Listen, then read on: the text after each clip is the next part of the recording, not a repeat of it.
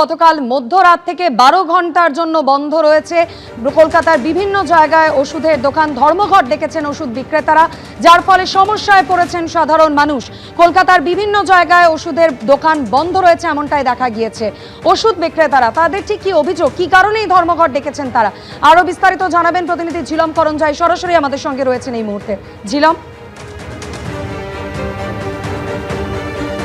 একদমই Bengal chemist and druggist association তাদের তরফ থেকে বলা হয়েছে যে সর্বভারতীয় কেমিস্ট অ্যান্ড ড্রাগিস্টদের অ্যাসোসিয়েশনের পক্ষ থেকে আজকে 24 ঘন্টার যে ধর্মঘটের ডাক দেওয়া হয়েছে তার প্রতীকী ধর্মঘট 12 ঘন্টার এ রাজ্যে তারা পালন করছেন। তাদের কি কারণগুলো যেগুলো নিয়ে ধর্মঘট ডেকেছেন, তার এক হচ্ছে যে ডিসকাউন্ট যে দেওয়া হচ্ছে তার কোনো মাত্রা নেই।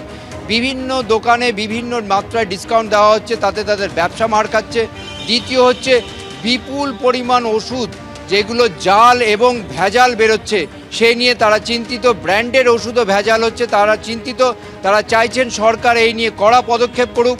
এবং তৃতীয় বিষয় হচ্ছে অনলাইনে প্রচুর শিডিউল এইচ ড্রাগ এবং যেগুলো প্রেসক্রিপশন সমেত বিক্রি করা দরকার, নিয়ম মেনে বিক্রি করা দরকার, যেগুলো ওষুধের দোকান নিয়ম মেনে চলে সেগুলো অনলাইনে বিক্রি হচ্ছে এবং সেগুলো নিয়ম বহির্ভূতভাবে হচ্ছে।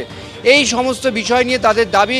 তারা কেন্দ্রীয় সরকারকে, কেন্দ্রীয় ড্রাগ কন্ট্রোলকে বারবার বলেও কোনো সুরাহা হয়নি, তাই তারা সর্বভারতীয় স্তরে 24 ঘন্টার যে ধর্মঘট ডাক দিয়েছে। তবে এই রাজ্যে যেহেতু নতুন সরকার এসছে তাই জন্যে তারা 12 ঘন্টা ধর্মঘট করছেন, গতকাল রাত 12টা থেকে আজকে দুপুর 12টা অবধি।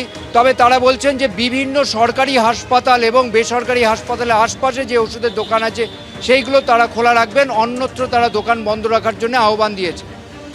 ধন্যবাদ ঝিলম।